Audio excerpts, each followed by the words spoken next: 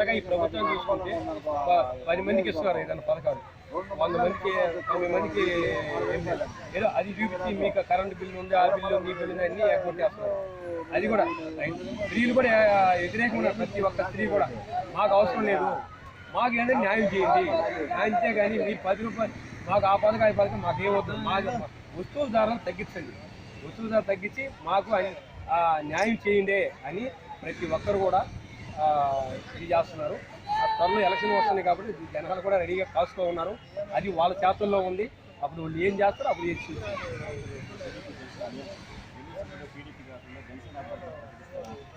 జనసేన అంటే అది మనంతా చెప్పుకున్నంత ఇదేం లేదు. జనసేన అంటే ఒకప్పట్లో వాళ్ళు ఉన్నది, చిరంజీవి అప్పట్లో ఏదో చేసినారు. ఇప్పుడు జనసేన అంటే బాగుంది. టీడీపీ జనసేన కూటమి అనేది ఈరోజు నెంబర్ 1. ఎక్కడ పట్టినా కూడా ప్రతి ఒక్కరూ వాళ్ళ గురించి వాళ్ళని చెడగొట్టాలని చెప్పి వైసీపీ వాళ్ళు చాలామంది కూడా ఆ పొత్తుని విడగొట్టాలా, వాళ్ళని ఎడగొట్టేసి వాళ్ళని కలవనికి చేస్తే మాకు అవకాశం ఉంటుందని అంటున్నారు. అది కాదు, వాళ్ళు కలిసిన తర్వాత ప్లస్ ఏముంటుంది నాకు తెలిసి, మైనస్ ఏముండదు, వాళ్ళకి ప్లస్ ఏముంటుంది. ఎందుకంటే ఇది ఈరోజు అండి వాళ్ళ నారాయణ మీరు చూస్తున్నారు. నారాయణ చేసిన ప్రతి పని కూడా అందరికి కళ్ళకు కంటినట్టుగా కనపడుతుంది.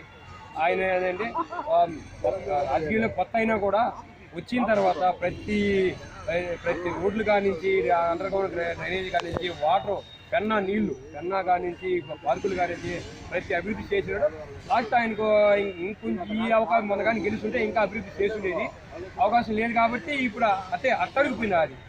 అది నిదానం. ఇంకా నెక్స్ట్ నారాయణకు ప్రతి ఒక్కరు అపోజిషన్ పార్టీ వాళ్ళు కూడా నారాయణ గురించి ఆలోచిస్తున్నారు. మరి మంచివాడు, మనకు పనిచేసే వ్యక్తి కావాలి అనేది ఒక నారాయణ గురించి కూడా అపోజిషన్ పార్టీ వాళ్ళు, ప్రతిపక్ష వాళ్ళు కానీ ప్రభుత్వ పరం వాళ్ళు కూడా ఆయనకు ఓటేయాలని కాసుకొని ఉన్నారు.